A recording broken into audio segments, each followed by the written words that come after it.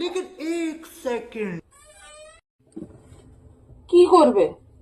যতদিন তোর পরীক্ষা চলছে আমি এখানেই ঘুমাবো।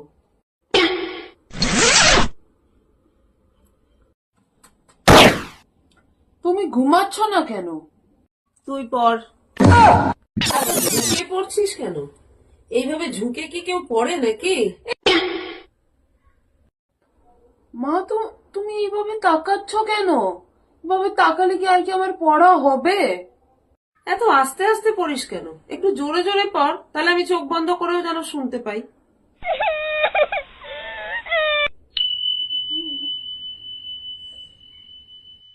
পড় পড় বাবু, সময় নষ্ট করিস না, পড়।